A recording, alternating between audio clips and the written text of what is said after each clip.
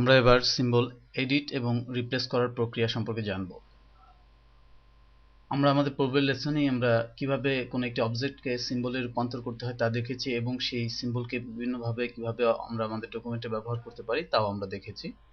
এখানে আমাদের সেই সিম্বলটি তিনবার ব্যবহৃত হয়েছে তিনটি ফর্মে। আমরা এবার আমাদের এই সিম্বলকে রিপ্লেস করব, অর্থাৎ অন্য একটি সিম্বল দিয়ে এই সিম্বলকে রিপ্লেস করব।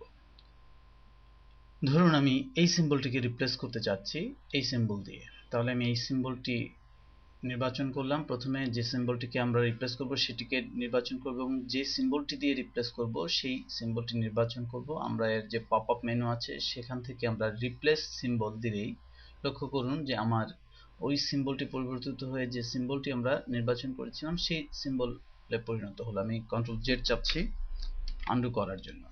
ঠিক একইভাবে আমি যদি এই তিনটি সিম্বলই পরিবর্তন করতে চাইতাম এই সিম্বলটি দিয়ে অথবা এই সিম্বলটি দিয়ে, তাহলে যে সিম্বলটি আমি নির্বাচন করব সেটি দিয়ে মূলত এই তিনটি সিম্বল রিপ্লেস হবে। আমি এখানে ফিদারটি নির্বাচন করলাম এবং এর মেনু থেকে রিপ্লেস সিম্বল নির্বাচন করলাম। লক্ষ্য করুন তিনটি সিম্বলই আমার রিপ্লেস হয়ে গেল।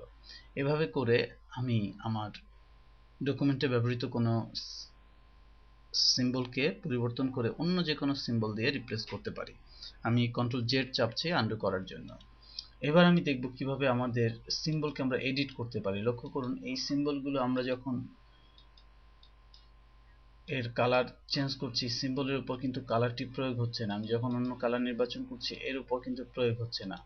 সিম্বল এডিট করার জন্য আমাদের যা করতে হবে এই সিম্বলে ডবল ক্লিক করতে হবে। যেহেতু এটি একটি সিম্বল সেহেতু এই ধরনের একটি মেসেজ আমরা দেখতে পাবো।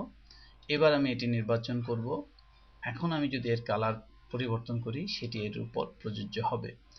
লক্ষ্য করুন এখনো এই দুটি সিম্বল আগের অবস্থানেই আছে, কিন্তু যখনই আমি কালারটিকে অ্যাপ্লাই করে দিব অর্থাৎ পরিবর্তন করার পর আমি আমার সিম্বল গ্রুপে ফেরত আসব, তখন যদি আমরা লক্ষ্য করি আমরা দেখব তিনটি সিম্বলই পরিবর্তিত হয়ে গেছে। এটি মূলত সিম্বলকে এডিট করছে এবং আমাদের যে লাইব্রেরিতে সিম্বলটি রয়েছে সেই সিম্বলটির কালারও পরিবর্তিত হয়ে যাচ্ছে। ফলে এখানে যে কয়টি সিম্বল আমরা ব্যবহার করেছি সবগুলো সিম্বলই এটি কালার পরিবর্তন হয়ে যাবে। এভাবে করে আমরা আমাদের সিম্বলকে এডিটও করতে পারি।